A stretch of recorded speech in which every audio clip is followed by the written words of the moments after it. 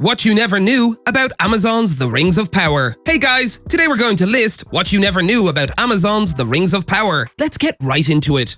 Number 1. Sauron tricks the Elves in the form of Annatar. The Elves remember Sauron's role as Morgoth's devoted lieutenant during the First Age, which is why he initially seeks men's allegiance. However, he quickly realizes that allying with the Elves, even if only temporarily, is the only real way to create and maintain power. As a result, Sauron manifests a fictional entity known as Annatar in the Second Age, the setting of the Rings of Power, and manages to eke out a welcome from most Elven lands. While Galadriel, Gil-galad, and Elrond suspect his true identity, they are unable to prove it. Number 2. There are lesser Rings of Power.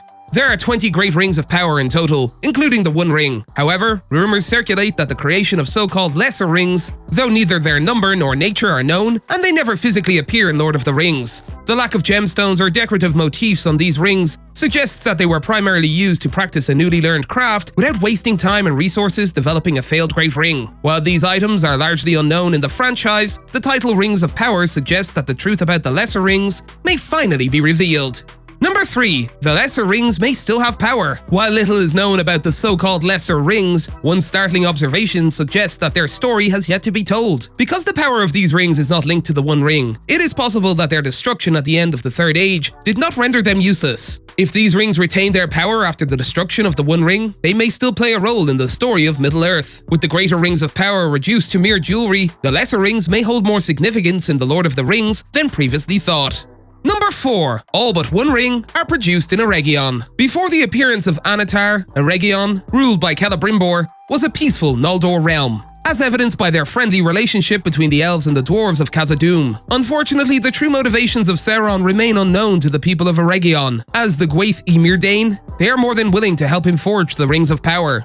Their smithing skills are said to be superior to those of the Elves, which is probably why Sauron befriends them in the first place. As such, Celebrimbor is in charge of everything except the One Ring, which is made in Mordor. Number 5. The Elven rings are untainted by Sauron's will, to an extent. Celebrimbor forges the Elven rings without Sauron's knowledge or influence, though they still technically fall under the purview of the One Ring. The 3 rings cannot grant invisibility, but their inherent healing powers allow wielders to regenerate and protect their dominions. Indeed, it is stated that Nenya and Vilya, the rings belonging to Galadriel and Elrond in the Lord of the Rings trilogy, are partly responsible for the peace in Rivendell and Lothlorien respectively, while Narya, Gandalf's ring, encourages and inspires those oppressed by Sauron. Number 6. Sauron wages war on the Elves for total control of the rings.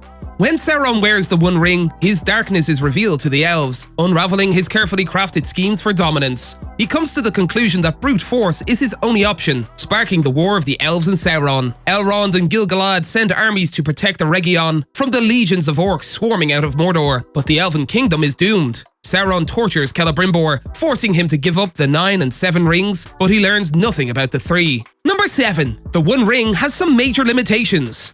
Because the One Ring only contains Sauron's will, it is essentially a gleaming reflection of his evil soul. He makes extensive use of it, manipulating Numenor's rulers into committing unforgivable atrocities, such as attempting to besiege Valinor. However, to people like Tom Bombadil, the Great Ring of Power is nothing more than a useless piece of jewelry, implying that the One Ring is far more omnipotent. More importantly, if any of the Valar tried, they could probably crush it between their thumb and forefinger. Number 8. The correlation with the Silmarils. The Silmarils of Fëanor are the most important artifacts ever created, causing widespread death and destruction. Erendil eventually takes one of them on his flying ship, while the other 2 fall into a fiery abyss and the ocean respectively. The Elven Rings of Power, Vilya, Narya, and Nenya, are based on air, fire, and water, alluding to the fate that Mandos declares for the Silmarils, that they will be lost to the elements of Arda. Number 9. Created Insets. While most Lord of the Rings fans are aware that the power rings were divided into groups and distributed among the men, elves, and dwarves, not everyone is aware that the rings were created in sets, each for their respective owners. As a result, all of the rings that were eventually passed down to the 9 kings of men were created together, with the 7 dwarf rings being created separately and specifically. The Elven rings, on the other hand, were created entirely separately, so that they would not be influenced by Sauron and the One Ring to rule them all. Number 10. The Rings of Power possess a basic level of sentience. The Rings of Power, in the wise words of Gandalf the Grey, are equipped to look after themselves, explaining how the One Ring passes from Isildur to Gollum to Bilbo, piggybacking to anyone it believes to be a suitable ring bearer. It makes every effort to survive while also distressing the wearer, a malice paradox that mirrors its creator's deepest desires. This semi-sentience feature is also present in the remaining rings, albeit to a much lesser extent than in the one. That's all for today, and we'll be sure to catch you all in the next one.